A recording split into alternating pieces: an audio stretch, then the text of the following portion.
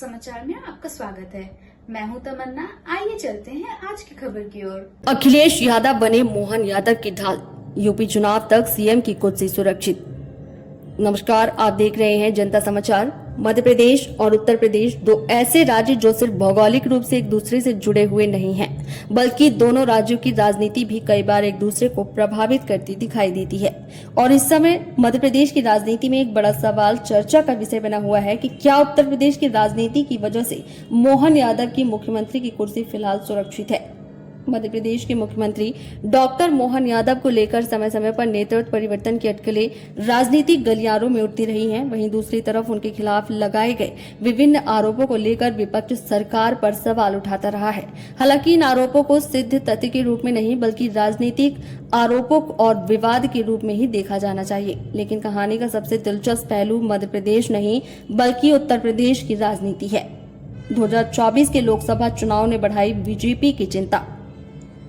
2024 के लोकसभा चुनाव में उत्तर प्रदेश में समाजवादी पार्टी 37 सीटों के साथ सबसे बड़ी पार्टी बनी, जबकि बीजेपी को 33 सीटें मिली। कांग्रेस ने 6 सीटें जीती, यानी 80 लोकसभा सीटों वाले उत्तर प्रदेश में बीजेपी के लिए 2024 का परिणाम निश्चित रूप से एक बड़ा राजनीतिक झटका था। अब सवाल ये है कि 2027 के उत्तर प्रदेश विधानसभा चुनाव में बीजेपी क्या रणनीति अपनाएगी। यहीं पर मोहन यादव की राजनीतिक उपयोगिता पर चर्चा शुरू होती है। यादव वोट बैंक और मोहन यादव। उत्तर प्रदेश की राजनीति में अखिलेश यादव और समाजवादी पार्टी की सबसे मजबूत पहचान यादव वोट बैंक से जुड़ी मानी जाती है। ऐसे में बीजेपी के सामने एक चुनौती यह है कि ओबीसी राजनीति में अपने विस्तार को कैसे मजबूत करे। मोहन यादव इसी रणनीति में एक महत्वपूर्ण राजनीतिक चेहरा बन सकते हैं। मध्य प्रदेश के मुख्यमंत्री के रूप में उनकी पहचान सिर्फ मध्य प्रदेश तक सीमित नहीं है। बीजेपी उन्हें यादव समाज के बीच एक राष्ट्रीय स्तर के ओबीसी चेहरे के रूप में भी प्रस्तुत कर सकती है। यही वजह है कि राजनीतिक विश्लेषण में यह सवाल उठ रहा है कि क्या बीजेपी उत्तर प्रदेश चुनाव से पहले मोहन यादव को मुख्यमंत्री पद से हटाकर यादव और ओबीसी राजनीति के मोर्चे में कोई जोखिम लेना चाहेगी। लेकिन क्या इसका मतलब यह है कि मोहन यादव की कुर्सी पक्की है? यह सबसे जरूरी बात है।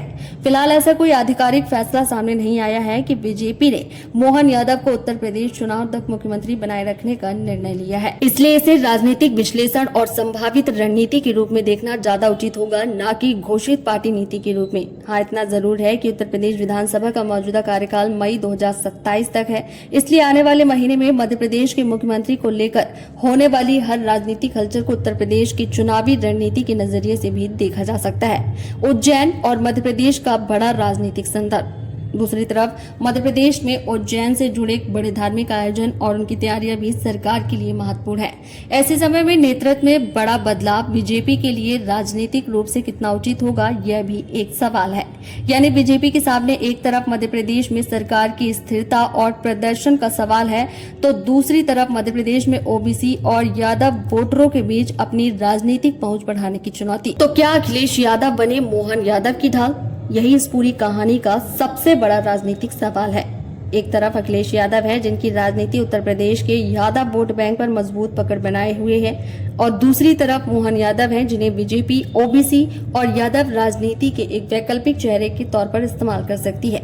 ऐसे में राजनीतिक समीकरणों को देखें तो यह तर्क दिया जा सकता है कि जब तक उत्तर प्रदेश का विधानसभा चुनाव सामने नहीं आता, तब तक मोहन यादव को मुख्यमंत्री पद से हटाना बीजेपी के लिए राजनीतिक रूप से आसान फैसला नहीं होगा।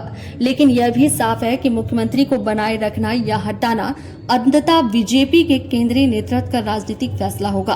सबसे बड़ा सवाल, क्या 2027 के उत्तर प्रदेश विधानसभा चुनाव तक मोहन यादव मध्य प्रदेश के मुख्यमंत्री बने रहेंगे? क्या बीजेपी उन्हें यादव वोटरों तक अपनी पहुंच बढ़ाने के लिए इस्तेमाल करेगी? क्या अखिलेश यादव की राजनीति का मुकाबला करने के लिए मोहन यादव बीजेपी की रणनीति का अहम हिस्सा बनेंगे? और क्या मध्य प्रदेश में मुख्यमंत्री परिवर्तन के तमाम अटकलें उत्तर प्रदेश चुनाव तक सिर्फ अटकलें ही बनी रहेंगी? इन सभी सवालों का जवाब आने वाले राजनीतिक घटनाक्रम में छुपा है। फिलहाल इतना जरूर कहा जा सकता है कि मध्य प्रदेश की राजनीति को अब सिर्फ भोपाल से नहीं बल्कि लखनऊ की राजनीति के चश्मे से भी देखना होगा। और अगर बीजेपी उत्तर प्रदेश में ओबीसी और यादव वोटरों के बीच अपनी पकड़ मजबूत करने की रणनीति पर आगे बढ़ती है, तो मोहन यादव की भूमिका आने वाले समय में और भी महत्वपूर्ण हो सकती है। आपको क्या लगता है? क्या उत्तर प्रदेश चुनाव तक मोहन यादव की कुर्सी सुरक्षित है? कमेंट करके अपनी राय जरूर बताएं। ये थी आज की खबरें। और खबर देखने के लिए हमारे चैनल को सब्सक्राइब करें, लाइक करें और बेल आइकन दबाना ना भूलें। आप देख रहे हैं जनता के लिए जनता की आवाज जनता समाचार। अन्य खबरों के लिए हमारा चैनल सब्सक्राइब करें।